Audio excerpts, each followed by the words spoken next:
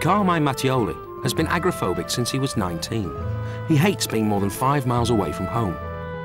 First time I remember being anxious, the worst anxiety attack I had a house, I had a wife, I had a daughter, and I just woke up one day and realized I had all this responsibility. I look back at it now, and I think that's exactly what started it off. Agoraphobia is one of the commonest phobias. It's a fear of fear itself, a fear of having a panic attack in public. This has meant taking holidays was almost impossible for Carmine and caused problems with his family. We want to go on holiday, but deep down inside, as it got closer and closer to going on holiday, I felt like I was going to my doom. What if I don't feel good? What if I want to go home? What if I get stuck in traffic? And then we would get to our destination. As soon as she would unpack my bag, I would say, I want to go home. I don't feel good, I want to go home. Joanne Weiss also used to be phobic. She was housebound for 5 years, but now works as a phobia aide. Using a form of behaviour therapy, she's hoping she can help Carmine overcome his fear. But she knows from personal experience, agoraphobics can be very tricky.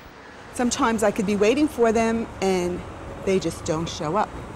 And I will make a phone call and I'll hear every excuse that you can possibly think of, and some that you wouldn't believe. But I used to use them myself, so I'm on to everyone.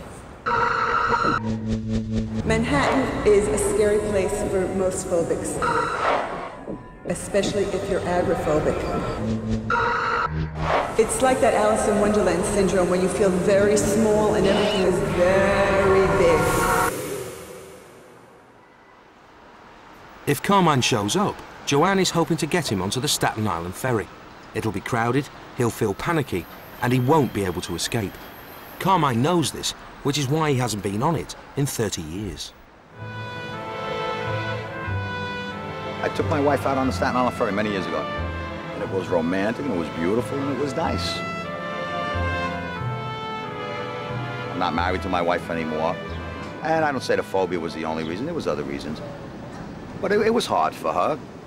It kept her from doing a lot of things she wanted to do because I wouldn't let her do things on her own either. I wouldn't let her go on holiday alone with my daughters because I didn't want to be alone. You know, who did I have? You know.